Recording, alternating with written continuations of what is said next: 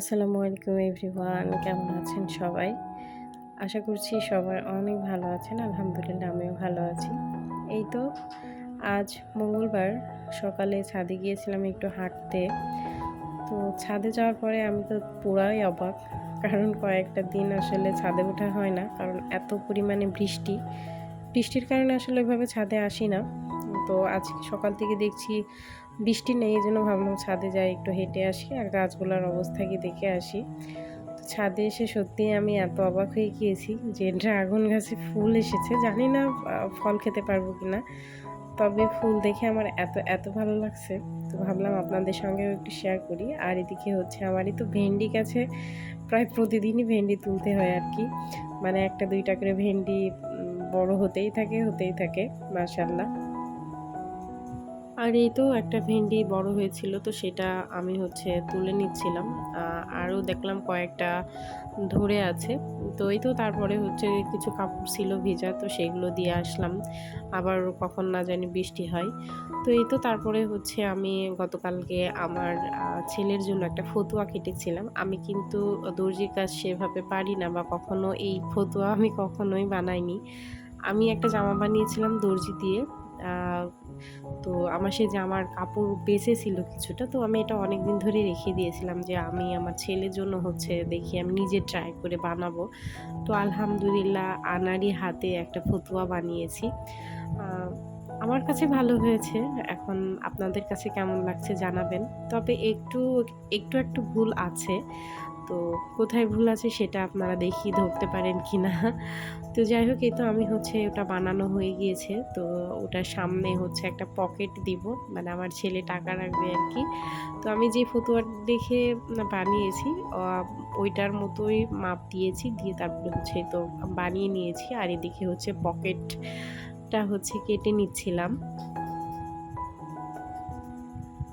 মানে আমি আমার যেহেতু এতদিন আ সেলাই মেশিন ছিল না, এটা ছিল হচ্ছে আমার মায়ের কাছে। তো আমি মার কাছ থেকে আনার পরে তো টুকটাক করে নিজের যে কাজগুলা, সেই কাজগুলা করছি। তো আস্তে, আস্তে হয়তোবা আ ভালো করে শিখতে পারবো বা ভালো কাজ করতে পারবো আরকি। তো আমার কাছে মনে হয় যে বাসায় সেলাই মেশিন থাকলে মেয়েদের আ বাইরে যে কামিজগুলা বানানো হয় সেগুলা কিন্তু অনেক টাকা চলে যায়। তো বাসায় থাকলে মন্দ হয় না। সেই টাকাটা আর বাইরে দেওয়া লাগে না। যেমন আমি যে আমার ছেলের যে ফতুয়াটা বানালাম এটা কিন্তু বাইরে ৳১০০ মতো নিত। তো আমি যেভাবেই হোক বানিয়েছি, মানে ভালো হোক আর যাই হোক, একটু তো ভুল থাকবেই, যেহেতু নতুন, আমি এর আগে কখনো বানাইনি। তো তারপরেও ওই তো টাকাটা তো লাগলো না আরকি। আর টুকরা কাপড় দিয়ে ছেলের জন্য একটা নতুন জামা বানিয়ে নিলাম। এটা কিন্তু আমার একটা জামার কাপড় জামা বানিয়েছিলাম, সেটা থেকে কাপড় বেঁচেছিল। তো সেইটারই দিয়েই আমি জোড়াতালি দিয়ে আরকি বানিয়েছি। তো এই তো আমি হচ্ছে এদিকে পকেটটা লাগিয়ে নিচ্ছি। এটা লাগানোর পরে আমি হচ্ছে বোতামটা লাগিয়ে নিব। আ বোতাম লাগানোর পরে আমার ছেলেকে পরাবো। পরিয়ে দেখব যে ওকে কেমন লাগে। আপনারা কিন্তু অবশ্যই জানাবেন, যারা পুরো ভিডিওটা দেখবেন। তো জানাবেন যে আসলে আমার ছেলেকে কেমন লাগছে। আর এই তো প্রতিদিনকার মতো আজকে আবারও আপনাদের কাছে রিকোয়েস্ট করছি, যারা এখনো পর্যন্ত আমার ভিডিওর সাথে আছেন, সকলকে অসংখ্য ধন্যবাদ। আর এরকম ভিডিও দেখতে চাইলে অবশ্যই আমার ভিডিওটিতে একটি লাইক দিতে ভুলবেন না। এর আগেও আমার হচ্ছে একটা সেলাই মেশিন ছিল। তো সেটা হচ্ছে আমি বিক্রি করে দিয়েছিলাম। আর এটা হচ্ছে আমার মায়ের। তো আমার মা যেহেতু এখন অসুস্থ আর বয়স হয়ে গিয়েছে, তো ভাবলাম মাকে আর, মানে মার কাছে থাকলে মা কাজ করবেই। তো ভাবলাম যেহেতু মার পায়ে সমস্যা, মেশিনটা আমি নিয়ে আসি। নিয়ে এসে বাসায় রাখি, আমার টুকটাক কাজ কিছু করব আরকি। মানে বাসায় থাকলে আরকি কাজে লাগে। তো এইজন্য হচ্ছে মার কাছ থেকে নিয়ে এসেছি। জানি না আমার মা মন খারাপ করেছে কিনা, কিন্তু মন খারাপ করলে কিছু করার নেই। কারণ হচ্ছে মার কাছে মেশিন থাকলে মা সেলাই করবে। আর মায়ের মানে পায়ে ব্যথা বাড়বে। আর এই তো দেখেন কথা বলতে হচ্ছে যে আমার আম পকেটটা লাগানো হয়ে গেছে। এদিকে হচ্ছে আমি তো টিপ বোতাম বলে এটাকে। তো টিপ বোতাম লাগিয়ে নিচ্ছি। এটা হচ্ছে হাতে লাগাবো, মানে হাতে সেলাই করে লাগাবো আরকি। তো তারপর আমার বাবাটাকে পরাবো। আমি যে ফতুয়াটা দেখে হচ্ছে বানিয়েছি ওইটার সামনের গলাটা ছিল হচ্ছে আপনার গোল, কিন্তু আমি গোল কাটতে পারিনি, এটা ভি হয়ে গিয়েছে। আর এই তো বোতাম লাগানোর পরে দেখেন এটার ফাইনাল লুক। চলেন এবার হচ্ছে আমার ছেলেকে একটু এটা পরাই। আর এই যে আমার ছেলে তো প্রথমে পড়তেই চাচ্ছিল না, তো তারপরে তাকে পড়িয়েছি, মাশাল্লাহ মাশাল্লাহ। আর সে হচ্ছে মানে খেলা করছিল, তো বললাম বাবা তুমি একটু দাঁড়াও। ও তো দাঁড়াইতেই চায় না, এত পরিমাণে চঞ্চল আমার ছেলে, মাশাল্লাহ। তো যাই হোক, ওকে পড়ানোর পরে কিন্তু ভালোই লাগছিল। আর ওর বাবা বলছিল একটু বড় হয়ে গিয়েছে, তো আমি বললাম যে না, আমি যেটা থেকে বানিয়েছি ওটাও একটু বড়, মানে এটারই সাইজ, তো ঠিকই আছে। আর এদিকে সে হচ্ছে পাউডার নিয়ে খেলা করছিল, মানে পাউডারটা তার খুবই পছন্দ, যে আমার সঙ্গে গল্প করছে। আর মানে কি জানি বলে, এখনো তো কথা ওইভাবে বলতে পারে না, তো কি যে বলে সে আমি বুঝি না তার কথা।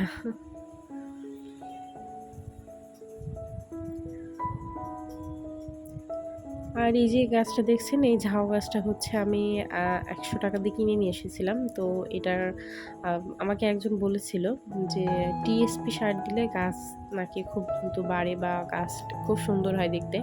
কিন্তু বিশ্বাস করেন, আমি কয়েকটা দোকান ঘুরে টিএসপি সার কোথাও খুঁজে পাইনি। পেয়েছিলাম হচ্ছে মিশ্র সার, যেটা আমি এখন দিচ্ছি গাছে। এটা হচ্ছে মিশ্র সার, এটা আমার কাছ থেকে 30 টাকা করে নিয়েছে। তো বললো এটাও দেওয়া যাবে। তো গাছের চারিপাশে একটু গর্ত করে তারপরে হচ্ছে এই সারটা দিয়ে দিতে হবে। তো আমি এই তো গাছের চারিপাশে হচ্ছে আপনার একটু গর্ত করে তারপরে এই সারটা দিয়ে দিলাম। আর আমার কাছে কিছু পাথর ছিল অনেক আগে কেনা, মানে তো সেইগুলো হচ্ছে যে আমি এই গাছের চারপাশে দিয়ে দেবো, যেহেতু মাটি দিয়ে গাছটা লাগানো, যার কারণে হচ্ছে এই মাটিটা দেখতে একটু কেমন কেমন লাগে আমার কাছে। তো ভাবছি যে এটার উপরে যদি এই পাথরগুলা দিয়ে দিই তাহলে দেখতে একটু সুন্দর লাগবে। এই দেখেন, মানে এটা দেখতে কিন্তু খুবই সুন্দর লাগছিল। কেমন লাগছে আপনাদের কাছে অবশ্যই জানাবেন। আর এই যে আমার ছেলে, মানে তাকে রেখে, মানে তাকে সাথে করে নিয়ে সে জেগে থাকা অবস্থায় আমাকে কাজ করতে কখনোই দেয় না। দেখেন কি অবস্থা, মানে তার জন্য আমি একটা একটা করে সব জিনিস সরাচ্ছি। তো এটা ধরে ওটা ধরে, এটা নেয় ওটা নেয়, আল্লাহ। সে হচ্ছে উস্তাদ এই বাড়ির, মানে তার সমস্ত কাজে তাকে আগে থাকতেই হবে, সে সব কাজে পারদর্শী। তো তাকে একটা হাত চেপে ধরে রেখেছিলাম আমি, যে তুমি এখান থেকে যাও, নাইলে কিন্তু আমি তোমাকে মার দিব। তারপর অনেক কষ্ট করে তাকে হচ্ছে ঘর থেকে বের করে দিয়েছিলাম। তো তারপরে হচ্ছে এই তো আমার সেই বড় গাছটার গোড়াতেও আমি হচ্ছে কিছু এই টিএসপি সার দিয়ে দিচ্ছি, দিয়ে হচ্ছে এটা মুছে জায়গাতে রাখিয়ে দেব। আর অনেক দিন আসলে আমি এই টবের মধ্যে পানি দিই না, যেহেতু এখন বর্ষার সিজন, কেমন একটা স্যাঁতসেঁতে ভাব। তো এটার মধ্যে যদি এখন পানি দিই, স্যাঁতসেঁতে হয়ে গেলে যদি পোকামাকড় ওঠে, তো যেহেতু রুমের মধ্যে রাখি, এই জন্য ভয় লাগে আসলে যে পোকামাকড় হইলে একটু কেমন লাগবে স্যাঁতসেঁতে পরিবেশে। তো এই জন্য আসলে ওইভাবে পানি দেওয়া হয় না, মানে পানি দিই না। যখন দেখবো যে একদম শুকায়ে যাচ্ছে তখন হচ্ছে পানি দিতে আমাকে একজন বলেছিল, এই সেই রকমভাবেই আসলে পানিটা দিই। তো এই তো তারপরে দেখেন, এইটা হচ্ছে এই গাছটা আমি আসলে রেখেছি আমাদের ওয়াশিং মেশিনের উপরে। এটা বেশ সুন্দর লাগে, মানে রুমে ঢুকতে একটু প্রাকৃতিক পরিবেশের মতো, মানে সবুজ সবুজ ভাব। আর পাশে হচ্ছে একটা মানি প্ল্যান্ট, ওটা হচ্ছে রিসেন্ট লাগিয়েছি। তো ওটা এখানে রেখেছি, পরে ওখান থেকে সরিয়ে ফেলবো।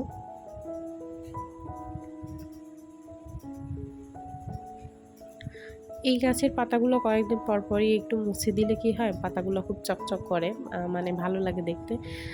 তো আমি তো একটু আগে পানি স্প্রে করে নিয়েছিলাম, তারপরে হচ্ছে পাতাগুলো একটু মুছে নিচ্ছিলাম। আর দেখলাম দুই একটা ডালের নতুন নতুন পাতা গজিয়েছে, সেগুলো দেখতে যে কি ভালো লাগছে, মানে ক্যামেরায় কতটুকু বুঝতে পারছেন আপনারা জানি না, তবে সামনাসামনি কিন্তু খুবই সুন্দর লাগছিল আর কি।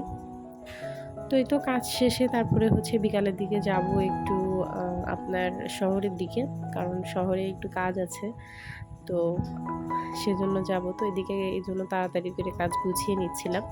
শহরে যাব হচ্ছে কারণ আমাদের বাসার রান্নাঘর, মানে আপনারা যারা রান্নাঘরের ভিডিও দেখেছেন তারা হয়তো বা জানেন যে আমাদের রান্নাঘরটা আসলে টাইলস করা না। তো আমাদের রুমগুলো টাইলস করা, সেই সময় আসলে রান্নাঘর টাইলস করা ছিল না, তো এই জন্য আপনাদের ভাইয়া কাছে অনেক রিকোয়েস্ট করার পরে সে হচ্ছে রান্নাঘরটা আমার টাইলস করে দিচ্ছে আর কি।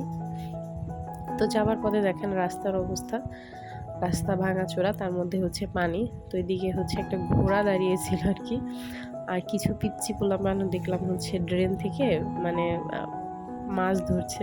তো এটাও দেখতে কিন্তু আমার খুব ভালো লাগছিল, মানে এই ছোটোবেলাকার স্মৃতি মনে পড়ে গেল। যখন আমরা ছোটো ছিলাম তখন হচ্ছে আমার বোনের মেয়ে আর আমি এভাবে মাছ ধরতাম, এভাবে না ছিপ দিয়ে মাছ ধরতাম আর কি। তো এদের দেখে আসলে সেই কথাটা মনে পড়ে গেল। যাই হোক দেখেন এরা হচ্ছে সেই মায়া মাছ ধরেছে একটা,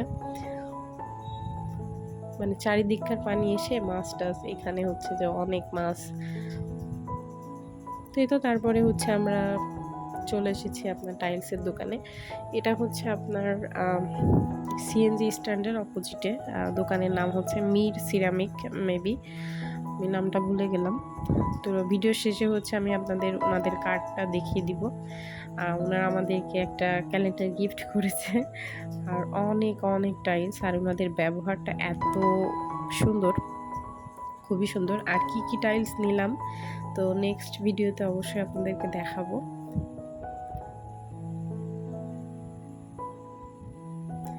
আমি মানে সবসময় আমার একটা স্বপ্ন ছিল যে আমার রান্নাঘরটা খুব সুন্দর পরিপাটি গোছানো হবে। তো আল্লাহ যদি চাই ইনশাল্লাহ সেই স্বপ্নটা পূরণ করতে যাচ্ছি। দোয়া করবেন আপনারা সবাই আমাদের জন্য।